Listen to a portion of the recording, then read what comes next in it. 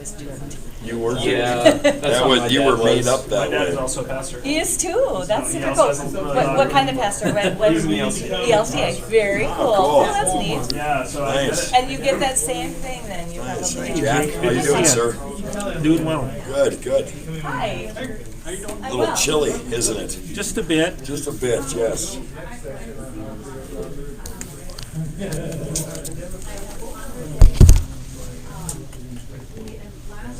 I know, just do the best you can. Yeah.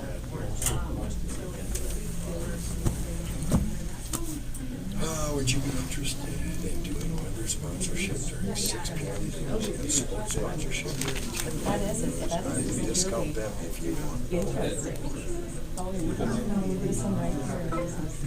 Maybe, comma. Check with me tomorrow when my brain is. Oh, there he is. Do you want to put some chairs up here for the rest of the day so we don't? We can stand as long as we're standing, but when somebody's do you want us all behind when somebody's speaking? Or what do you think? I know, that's what I was thinking. We don't really have much of a backdrop. Really?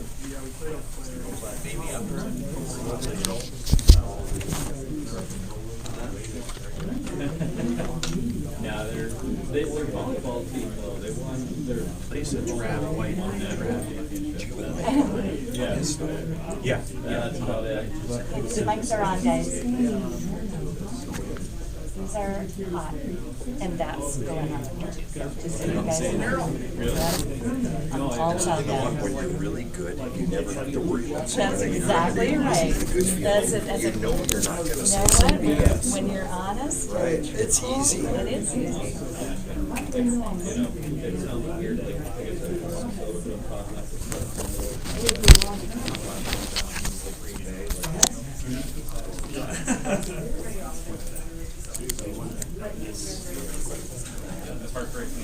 Yeah, we're sitting, we got Reed, we want Reed to take a seat, and then, where's Paul? Me, Paul, Paul take a seat, Dan. You want us to just stand behind You could, but it'd be nice to fill up the chairs anyway. Paul can take a chair, whoever wants a chair, and the rest just stand up behind Jared. Yeah, we do. Well, I do it by myself. Is that the angle you're gonna have? I think so. My best side's my left side, actually. As if I have a best side. When a monkey does.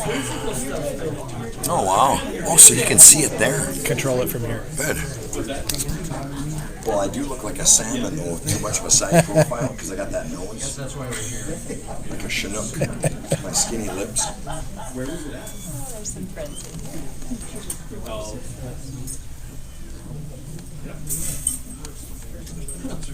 Yeah, we got good friendly people. Oh, Daryl Mindeman's here too. He needs to come.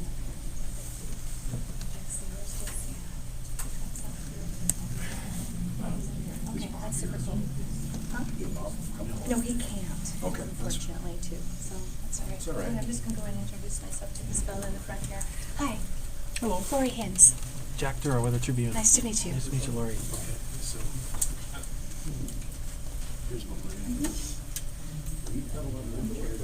Okay. Very You good. got a chair. Bill probably should be reading a deal.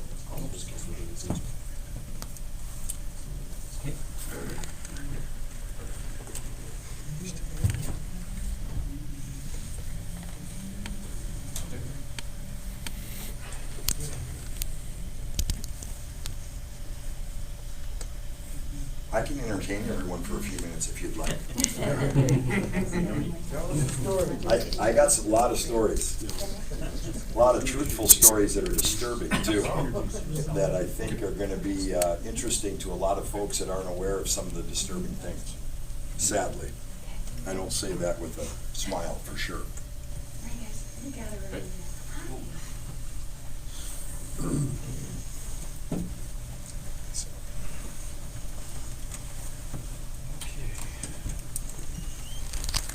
All right, thank you all for being here. We're going to begin. Just For record, my name is Jared Hendricks. I'm the District 38 Republican Chairman up in Minot. Minot has 4 districts, 3, 5, 38, and 40, so I am one of those district chairs. I'm going to just frame kind of the situation that we're seeing here based upon what happened at the state committee meeting on Saturday and why this is important. Most North Dakotans are unaware or unconcerned about the inner workings of our political parties. Out of over 750,000 residents, attendance at biannual state party conventions is on average between 1,200 and 2,000 people. Most local district party organizations are composed of anywhere between 5 to 18 people, while primary voter participation is usually a few thousand depending upon the district. This reality is indicative of 2 factors. First, the overall apathy of voters. Despite the enormous power that is held by these relatively small groups of individuals, and despite the ease by which everyday citizens could engage in these local committees to address virtually every single policy challenge our state faces, participation is low. The responsibility to reduce this apathy should fall mainly on parents and local community leaders who should teach their children and neighbors that such engagement is a civic duty. After all, many have fought and died to preserve our rights to do just that. Secondly, the party itself does relatively little to promote its own process and convention. Shockingly, many party leaders openly discourage newcomers. One can only assume, based upon what we know about human nature, that this is due to an instinct of self-preservation by those in power. After all, new people with new ideas are a threat to those who are unwilling or ill-equipped to defend themselves and their ideas. Insecure party leaders often carp on about division or lack of civility, which generally serves as a reason to complain about being challenged or being held accountable. Now, the First Amendment protects the right of the people to peaceably assemble. This fundamental principle provides all citizens the right to voluntary association and protects the rights of a private organization, such as a political party, to conduct its business mostly free of government coercion. To be clear, some conditions in law are acceptable, as the federal Constitution gives the states the authority to run their own elections. Reasonable provisions for filing deadlines or campaign finance disclosure with the Secretary of State's office, for example, are not in conflict with the fundamental aim of the First Amendment. Unfortunately, politicians have schemed for decades to layer on excessive controls that dictate to political parties how to conduct their business.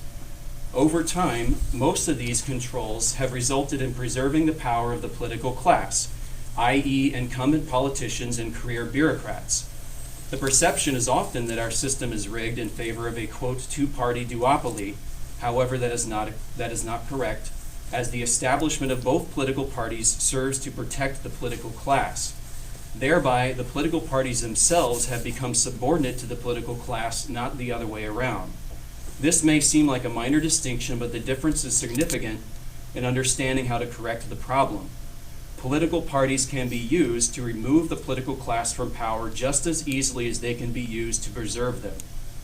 Every political party that has existed since our founding has existed to advance an agenda. The Republican Party rose to prominence in 1860, partly on the cause of the abolition of slavery. Teddy Roosevelt's Progressive Party pushed many workers' rights issues. 100 years ago in North Dakota, the Nonpartisan League was a movement of mostly farmers pitted against the grain monopolies, railroads, and big banks. Much of their radical agenda was enacted into law, giving us a state-owned bank, grain elevator, and workman's comp. From my experience on the Indy GOP State Committee, many party leaders believe that the main purpose of the party is, quote, winning elections. This is both pointless and imprecise. Merely electing someone is not a distinguishing characteristic of a political party, as one could be elected as an independent, and in fact, the vast majority of elected positions in the United States are nonpartisan officials. So the correct view is that the purpose of the party is to advance its agenda, and in line with that goal, to elect people who are aligned, or at least mostly aligned, with that agenda. If the goal is to simply win elections, then the only agenda of the party is the acquisition of power. Again, this falls in line with the, quote, establishment mindset, but that selfish agenda accomplishes little, if anything, for the people of our state. On Saturday, December 18th, 8 members of the North Dakota Republican Party Committee took the unprecedented step of walking out of a state committee meeting in protest. Our decision to walk out of the state committee meeting in protest was not taken lightly. We are all proud Republicans who believe in the principles of our party. We respect the organization and every member who takes the time away from their lives and families to serve our party, including those with whom we may sometimes disagree. In the 2021 special session, the legislature gave our state party chairman the authority over district committees that were impacted by the redistricting process. The law states that the chairman may appoint a district chair to fill a vacancy, and our chairman decided to use that power to appoint 8 chairs and call a meeting of the state committee. We appreciate the difficult position our state party chair was put into by our legislature and governor. In no way are we questioning the qualifications or character of those who are appointed and agreed to serve our party. Unfortunately, these appointments trampled on the rights of 132,000 residents of these districts who have the opportunity to join and affiliate with our party. There is nothing to prohibit our party from developing a process without government intervention for reorganizing districts after redistricting. Our primary aim was to postpone action on the consequential business items on the agenda until the reorganization process was complete and duly elected district chairs could be seated. Good faith efforts were made to bring our concerns before the committee through various motions during the first part of the meeting. Unfortunately, these efforts were ruled out of order by the chairman and with the help of his lawyer supplied by the Republican National Committee and upheld by the body. This course of events ultimately made it impossible to have the opportunity to address the body regarding our concerns. These actions by the state chairman made it clear that he intended to continue with the business on the agenda, including highly consequential items intended to downplay or hide portions of our party platform, implement a Orwellian code of conduct that will immediately be used to punish dissent, remove voting members from the state committee, and various bylaws amendments intended to diminish the impact of the state convention, which is the epitome of what a political party is. The Republican Party is the convention because the rights of those who choose to assemble is what is protected by the First Amendment.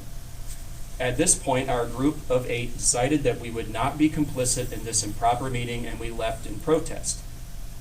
There are those that will say that we disenfranchise the people of our districts that we were elected to represent. I would counter that we are making their voices heard by bringing to light the actions taken by party leadership to trample the rights of huge numbers of North Dakotans. Had we stayed and voted on these items, we would have given another victory to the ruling class over the people, and none of us knows where that path will end. My colleagues and I refuse to be a part of legitimizing these actions. Those of us that are leaders of the Republican Party majority in our state feel fortunate that the residents of our state overwhelmingly vote for our candidates and policies. We owe it to them to focus more on protecting their rights than protecting our jobs. That is what we were elected to do, and I am proud to have joined with 7 other members of our protest to send that message to party leadership.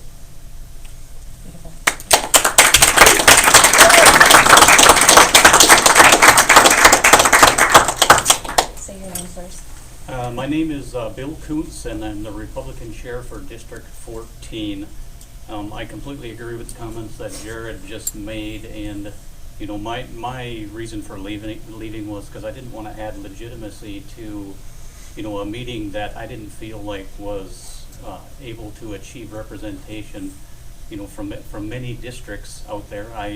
You know, it was a tough decision for me. I'm not a longtime politician or anything like that, but it seems like there's a big, you know, contest going on, not in just North Dakota, but around the country about, you know, the grassroots and their rights versus the, you know, the people at the top that want to set the rules and skew them in such a way that doesn't protect minority rights. So that was the reason for myself.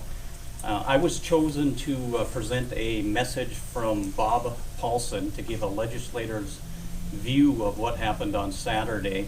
So I'm going to read a letter from him. He was unfortunately not able to be here and present the letter himself. Bob says, I voted in favor of the bill that empowered the state party chair to appoint temporary district chairs for the purpose of facilitating the district reorganization process subsequent to the redistricting process. I spoke to the prime sponsor prior to voting for it and have since gone back and reviewed the committee hearing and House floor debate on the bill. At no point was it contemplated that the state party chair would appoint temporary district chairs and then call a state party committee meeting and seat the temporary chairs to vote on sweeping changes to the way that the Republican Party has operated for years. Since the founding of our republic, the focus has been on we the people. Our governor, during the State of the State address to the recent special session, stated that we need to remind the federal government that it was created by the states, not the other way around. I heartily applauded that comment because I completely agree with it. We lament the top-down authoritarian approach coming from the current administration in Washington, D.C. The process that led to the proposed changes on Saturday's meeting was not a deliberative or collaborative process. It was a top-down authoritarian approach that proposed sweeping changes without the benefit of the voices of those duly elected by their districts to represent them. In addition to that, the changes were voted on by temporary district chairs who were not duly elected by their districts. I would have no problem with the meeting on Saturday if it was called to discuss the proposed changes and get input from the districts, with the vote being held after the districts reorganized and elected new district chairs, who could then vote on the proposed changes at a later meeting. Again, the purpose of giving the state chair the authority to appoint temporary district chairs was solely to facilitate district reorganizations. By seating the temporary chairs to vote on substantive party changes, I would submit that the authority was abused. Bob Paulson, District 3 out of Minot. Thank you for your time.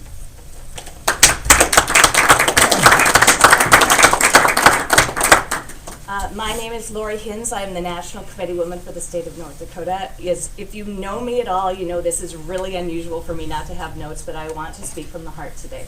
You will maybe hear a theme that is running through what we all say, top down versus bottom up. And that is at the heart of what we're talking about today. I ran for National Committee Woman in April of 2020 because I was a grassroots worker. I'm a grassroots person. That's where my heart is. And because of that, I felt compelled to join these incredible colleagues because we are protecting the grassroots. We feel like we are doing what we ran on, all of us, and we are protecting our grassroots. So I wanted to make that clear from the get-go. The other thing I wanted to talk about is a little bit about the national view of this. Why is it important to the rest of the United States? Well, it's important to the rest of the United States because North Dakota leads the way on many, many issues, many, many things. We have some of the most entrepreneurial and amazing people in this state, and people follow what we do, and they should. What we don't want is them to follow this redistricting process down the hole that we've gone down ourselves. So that is why we felt compelled to walk out and bring attention to this issue. Now, next, we're going to feature somebody who is an actual grassroots person from one of the districts, and I will let him introduce himself. Thank you. My name is Josie Milbrad. I'm a member of the Executive Committee for the District 8 Republican Party. I was elected by 124 people back in May out of 164. And after the redistricting in the special session, we were told that we needed to make the proper appointments if we could to elect new office holders for our executive committee. Our executive committee consisted originally of 18 members, 3 being legislators, 15 being elected at a reorganization meeting. After redistricting, we were down to 1 legislator and 5 members. So we had a meeting, we made our appointments, we sent our information to the state party. We got 0 response. I ended up calling the state party. I was told that we did not meet the definition of a quorum, that our quorum would be based off of the original 18 members, not the 6 that we currently have. There's nothing in that bill 1513 or Century Code that defines what a quorum is. So my vote doesn't count anymore. The 124 people that voted for me don't count. And now we're being told, because we do not meet that quorum, we do not allow any new membership until after we reorganize. We lost about 8,000 residents from McLean County, Northeast Burley County, and gained about 10,000 residents from District 7 and District 28. And they're no longer able to join until after we reorganize.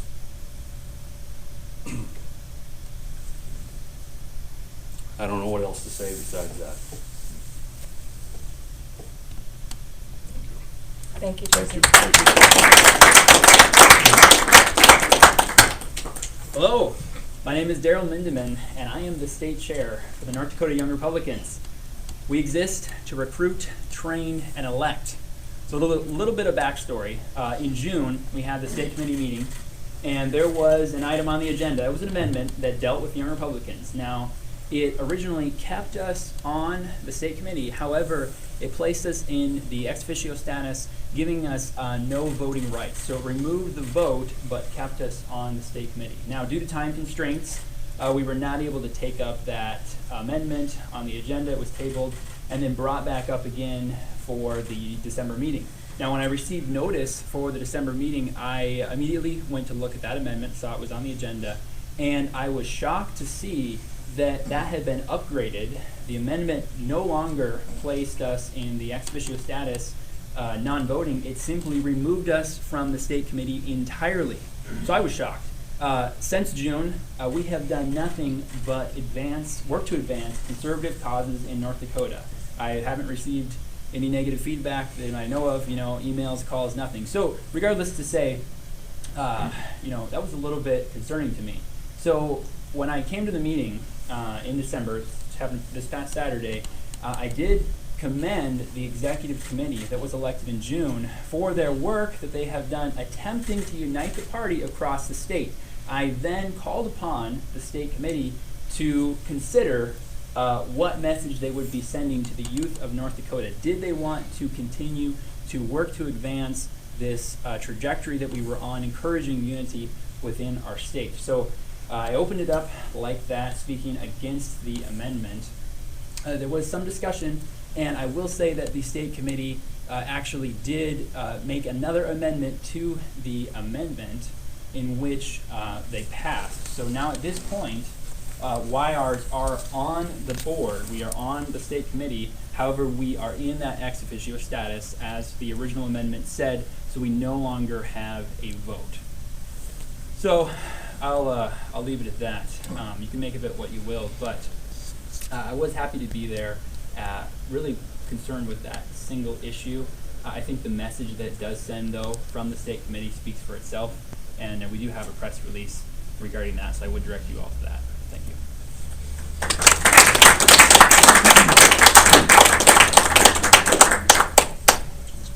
Okay, you want?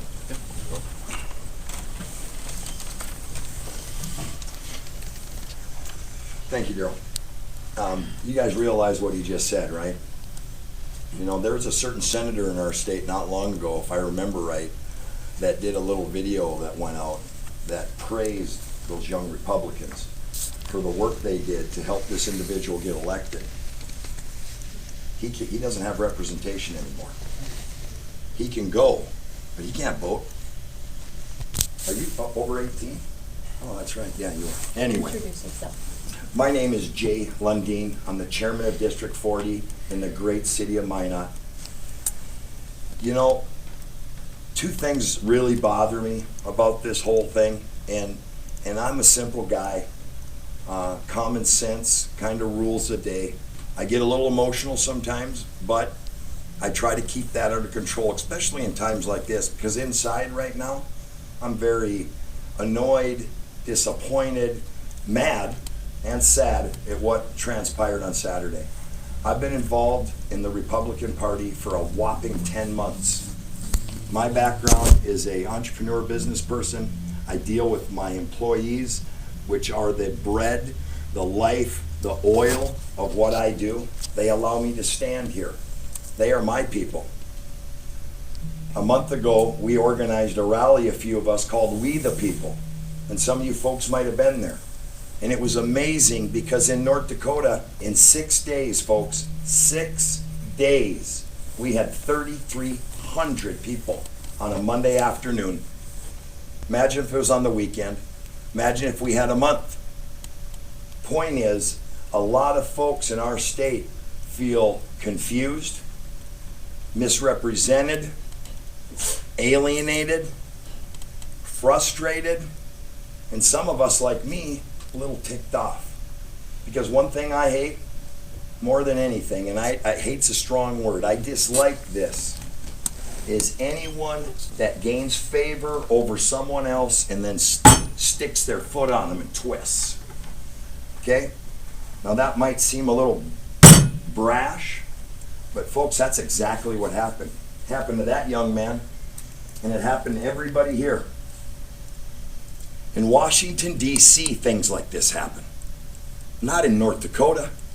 10 months, guys. 10 months ago, I sat where most people that listen to this press conference sat. Mad at Washington, shouting at the clouds, praise the Lord, I live in North Dakota. I've redirected my focus. I no longer work, I do this. We need to save North Dakota. We were created, like Lori said, as a bottom-up society. Now again, I'm a simpleton, so let me give it to you this way. Here's how our government was founded. We all know that they came from many different countries, different governments. They got together and collaborated under one God. They collaborated, this doesn't work, that doesn't work. We've seen kings and queens, Let's do this. But they knew something, because the human condition hasn't changed for thousands of years. The human condition is the same. We might have better technology, we might have all these wonderful things, but our condition is the same. It really is. And they set it up so guys like myself, this fine gentleman, and Miss Lori, we begin the political process. And they put us in 47 districts so we and our executive committees represent that pocket of North Dakotans. Our job is to get Dan elected to the Senate of North Dakota State Senate, right? We want Dan. He's a good man. So we go out and we vote, we get Dan elected. And we tell Dan, based on what he told us he was going to do, like all these guys do, these politicians, they do this, right? Well, our job is to make sure that they did this with this. Or did they just do this? We have a governor that likes to do this. Did they? So now what happened is we go to those folks, which go to our federal representatives, which go on and on. So it starts with me, and it goes to Biden. Does that make sense? What happened Saturday is the people that we elected, we're the ones they're supposed to communicate with to make sure the will of the people's being met. They voted to take away our rights to control us. Does that make sense to everyone? I don't know what's worse. I really don't. As Jared said, we civilly tried numerous times. I personally had phone calls with them prior to it. I told them, we don't need this in our state and in our party. Remember, we're all Republicans, right? Whew. We're all Republicans. We're all North Dakota Republicans. And we couldn't get a voice with our own party. We said, hey, we will organize. We will get these 8 districts together and let people represent themselves. And if we don't have the time or the energy to get it done, whoever shows up like they do today, guys, the little secret is 15 people show up for these district meetings. 15, 20. I was sleeping while it was going on, like some of the rest of us. It's time to wake up. I think that's going to happen. The Republican Party, when we got there, or before that, said to me anyway, you can go ahead and organize, do it, but we won't recognize who you elected. We won't recognize we the people. They won't. Remember, the chairman may, M-A-Y, appoint. Our chairman took may as I'm the King of England, and I'm going to do whatever I wish to do. And I'll be honest, folks, The arrogance of that really bothers me. And as I got up and told them that I won't be privy to this, I'm not going to stand here and spit on 132,000 North Dakotans because you got some agenda. And then we walk out. I told these guys if that ever happened, and it was up to each of them if they did. Each of them. Each one of these patriots. If they walk out, they walk out. I was gone. They walked out too. They're my brothers and sisters. Our chairman looked at me and said, drive safe. Drive safe. Wow.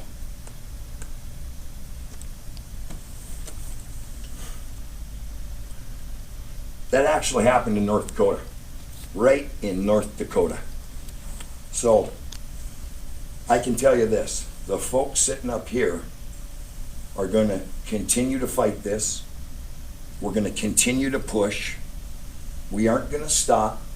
And we are going to let every single citizen in this state know what is going on if we got to go door to door. And then as a state, if we decide that we like to be controlled, then we choose to be controlled, and I accept that. I think all of us would. We live in a republic, right? The majority doesn't rule when the kings and the queens don't want us to. They give us insignificant victories just to keep us tame. Well, they got the wrong guys in the fight now. And we're going to let everyone know. I want you folks here to let everyone know. And I really appreciate you guys back there. Jack, the Dakotan, I think. I appreciate you guys, sir, for coming. Because the more folks hear this, the better. Because I'm sure the other side will have some craziness they're going to say. But we'll let them talk. We just speak the truth. Thank you. Thank you. Go ahead, Jack. So we will take questions from the press. Now, I know there's a lot of folks here who are not the press, so we want to give the press the priority here, so please don't speak if you're not with the press. He is. I don't know who was first. Jack Were you? Durant. Go ahead, sir. I'd like to ask, what is your ultimate goal here? And I'd like to frame this within the perception of a fracture within the party itself, almost a battle for the soul of the party. So what is your ultimate goal, and how do you see that keeping the party together while advancing your aim here? Sure. Well, I mean, the answer's pretty simple. I mean, what unifies the party is the things that we say we believe in. That's what unifies the party. The antidote to division is leadership. When you have leadership that rallies people behind a cause, you get people together behind that cause. It's very simple. And I think most North Dakotans are hardworking, productive people. They like results. And I think all this sort of internal, this faction, that faction, internal political stuff is just silly to most people. I mean, we have 7-1 majority in this state, Republicans. We have every statewide office. There is nothing that we cannot achieve as party leadership if we choose to set our mind to it. And I think we need to put forward an agenda and get to work for the people of North Dakota and put aside all this petty political squabbling. What do you say to the charge that you abandon your constituents in the Yeah, I'll address first, and you can answer, Jay. There was a claim that we disenfranchised the people who elected us. I would disagree with that because we are elected by party members, and in our state party rules, it says that the purpose of our party is to protect the rights of the individual. And that's exactly what we did in protest to illegitimate proceedings that were not in protection of the rights of the individual. And what about the 132,000 people who are disenfranchised in these districts? And that doesn't include the other districts that had boundary changes. Those are just the newly formed districts. So I think that argument falls flat. And I know that in my district, now I didn't do a survey or a poll, but I, owning about 4 or 5 different businesses, talked to these folks a lot. And they were jacked up and excited that we stood up for fellow North Dakotans. We not only didn't disenfranchise those folks in District 40 and Minot, we stood them up. They're proud of us. What our chairman allowed to happen is 250,000 of our citizens to actually get disenfranchised. He could have stopped that meeting. Didn't matter. What we said didn't matter, leaving didn't matter. We're voting anyway. Drive safe. Don't let the door hit you in the caboose. That's good stuff there. Yeah, and to be clear, you know, the intention of those of us who are trying to not address those consequential items on the agenda was to delay those items until such time as those districts would have representation. Exactly. And we're talking a matter of weeks. Right. But we had to rush this through. And if they're gonna disenfranchise a few, where are they gonna stop? Yeah, yeah. Is it Where does okay? it stop? Yep, Suppose it wasn't just 8 districts. What if it was 20 right. of the 47? Yes, sir. Adam Willis from the Border Forum. Can you just talk about some of the kind of specific policy issues or disagreements that you have with the way that the, I guess, Republican establishment, maybe for lack of a better term, is operating right now? And I ask, just coming out of the recent special session, I think some people would argue that there were steps that were taken by the Republican majorities in the legislature that really did answer a lot of the concerns, for instance, that were raised at the We the People rally when it comes to things like vaccine mandates or critical race theory legislation. What's sort of your response to those steps, and what sort of specific policy changes are you looking for? Well, we all have our own opinion on policies, of course, but I would say that in general, there's a lot of progress that was made at both in the generals in the previous normal session as well as the special session. You mentioned CRT. We had a great session earlier this year on the Second Amendment rights. So those things are all very positive. But you know, when you look at where the party is at relative to the ability that we have, we don't really see a mechanism in party leadership that is actively trying to advance and push a lot of these issues that are in our stated party platform. And to me, if you know, you look at, again, the basis of the private organization is the sum of its members, and the members approve the platform and the resolutions. And if you look at that, it's pretty clear what the members of the party want. And so if you're not actively developing an agenda and legislation on all those issues, then in my opinion, and you're sending out fundraising letters to say that, hey, give us $50 to support this agenda, and you're not actually supporting that agenda, I suppose you could argue that's fraudulent.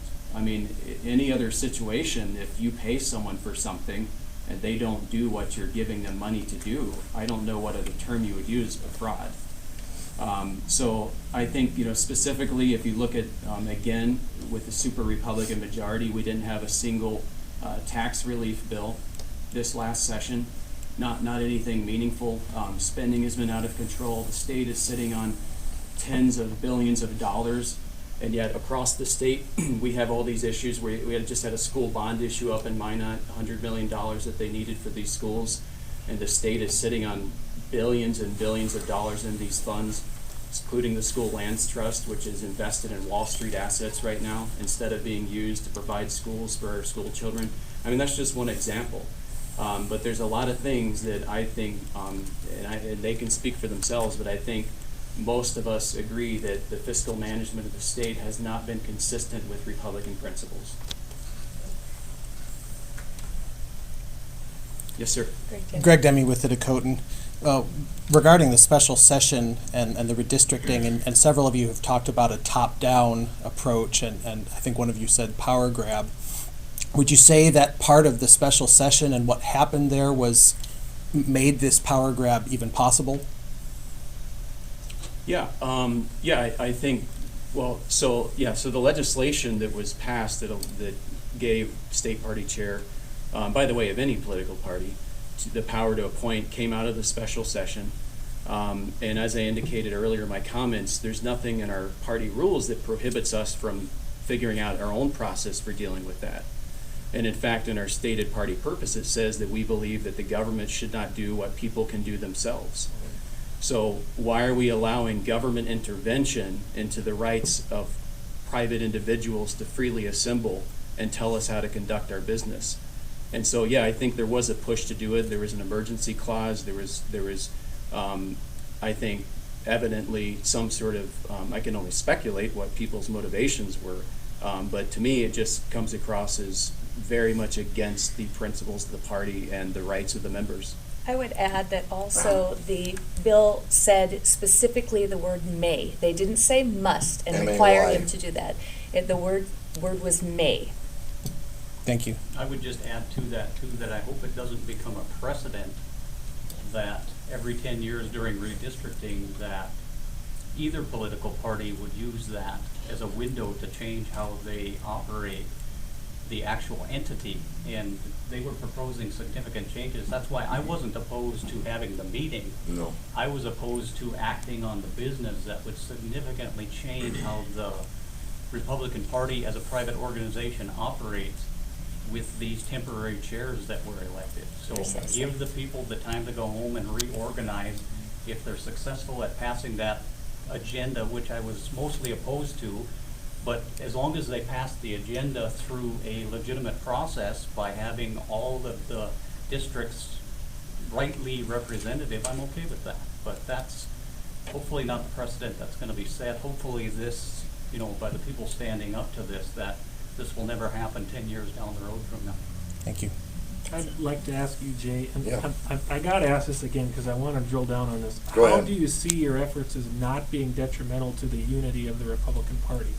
If the unity of the Republican Party, Jack, means doing the wrong thing, doing the right thing is never wrong. And what we're doing is the right thing. And who's right, who's wrong?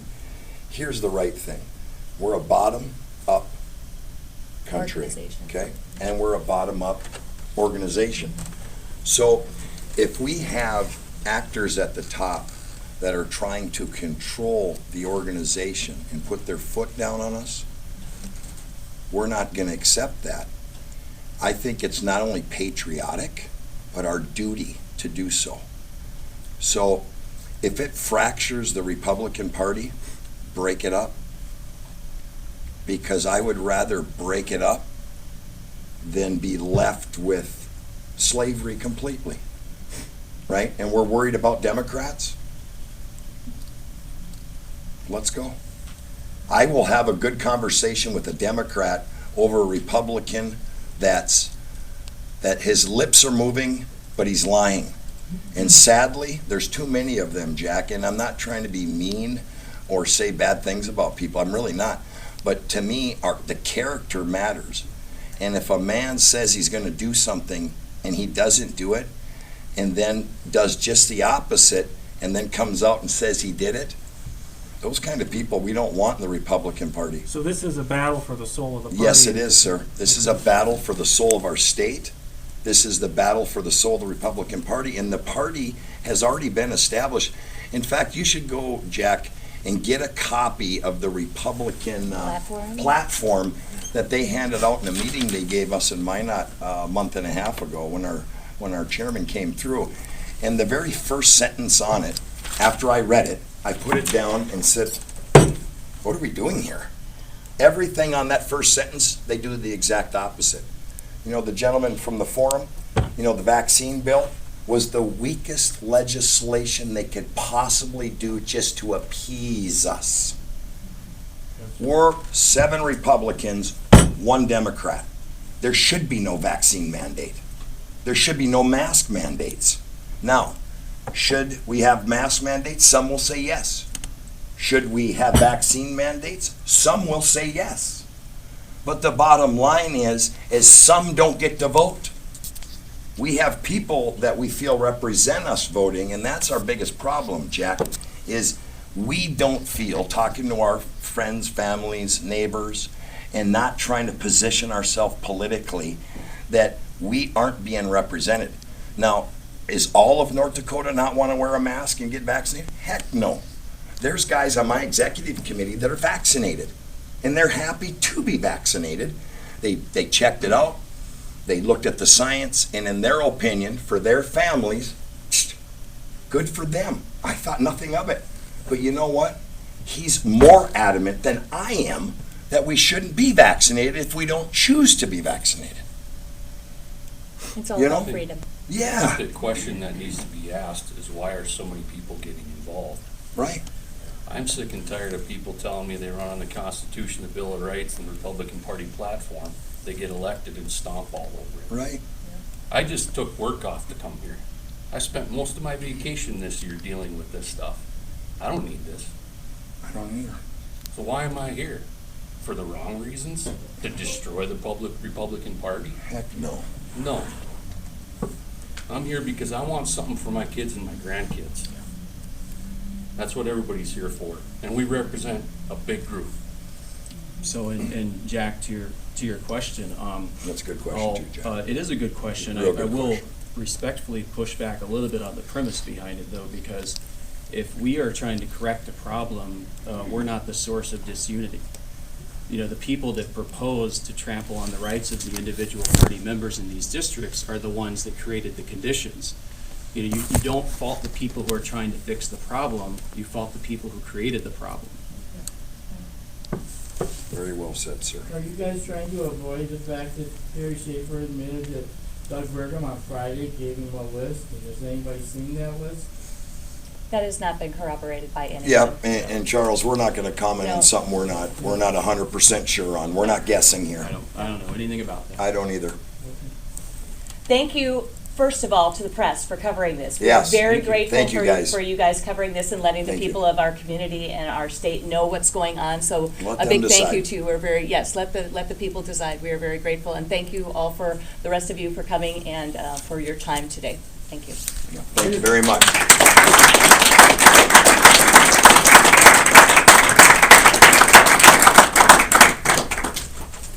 Now it's gonna be a caravan to the TV station. Thanks for being here, Jack. I had to push back on you a little bit, but I appreciate the question. Now it is. It was a good question. We are on the- It's a fair question.